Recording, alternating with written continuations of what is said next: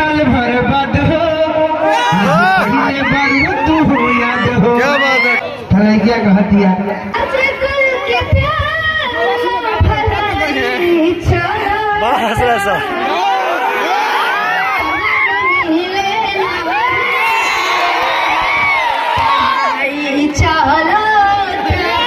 कि दिल रोई रोई कहता दर्द से छुई हो जनिया पाना मरद से। सभी के प्रणाम नमस्कार रही। बस आप लोग प्यार आशीर्वाद बनल रही। मुखिया जी बानी, संजय मुखिया जी बानी, सभी के स्वागत बा। और क्रिकेट हमारे यहाँ के देखी ला जब अच्छा लगे तो कभी मौका मिलेगा देखे के। मानिए हमारे विकास यादव जी उनके सजा से ही सब चीज भर बना जी। तो थोड़ा सा गीत अभी चल रहा है वैसे बहुत सारा गा दिन सरसों हाँ हमने भी चलता ट्रेनिंग में।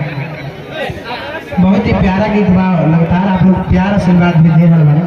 साथ में दिव्या यादव जी आई भाई बहुत ही अच्छा एक्ट्रेस, गौतम राय धाका सभी को प्रणाम नमस्कार बा है ना। और बहुत ही प्यारा गीत बा अभी रील पर चल रहा है ट्रेंडिंग में। ऐसे बा कि ये सोना शादी के साल भर बाद हो पहले बार तू हो याद हो। क्या बात है। जब देखा पानी तो के गौर से अखियां भर जाता अभी लोर से। थला क्या कहतिया अरे की खेता में सरसों फुलाई लिया मन कौआइले रे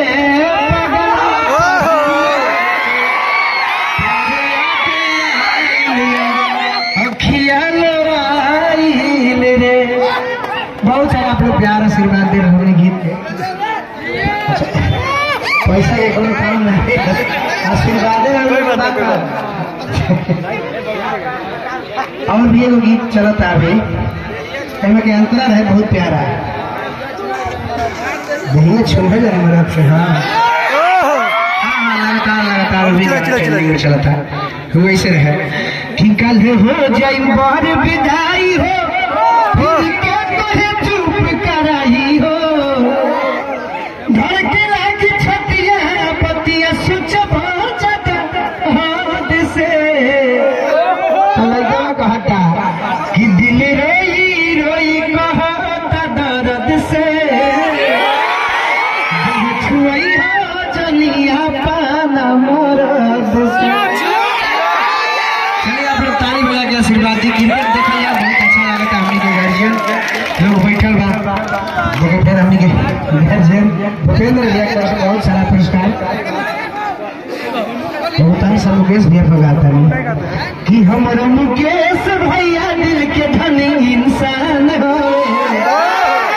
नेता में महान हो।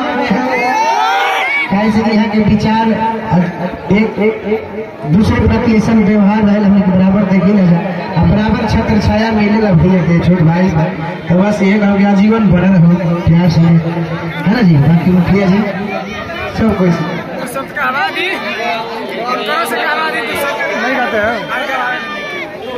आशीर्वाद दी छोटे भैया बहन सभी के गाँव से भी लोग सब जुटल सबका प्रणाम नमस्कार। क्वेश्चन को से बुला दीजिए। अच्छा यहाँ से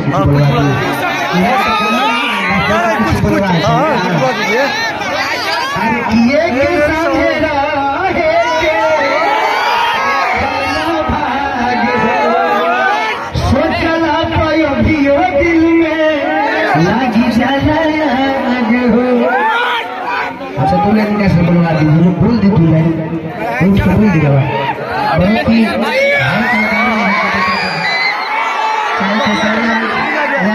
चाहे कोई भी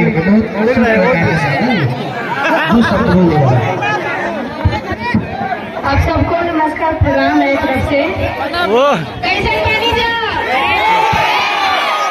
और मुझे यहाँ आकर बहुत ही अच्छा लग रहा है। आप सबका प्यार देखकर बहुत ही अच्छा लग रहा है। आई होप मैं दोबारा भी आना चाहूंगी और आप लोगों को भी गाना चल रहा है, पढ़ाई चलता प्रमोद जी। आप लोगों को कैसा लगा वीडियो? एक बार तालियों से आप लोग खुद देखना भूल जाइए। Thank you.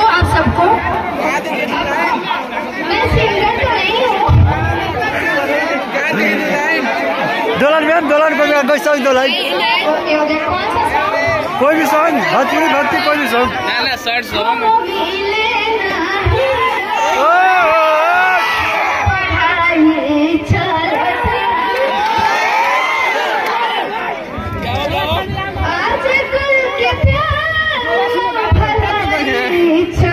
बस ऐसा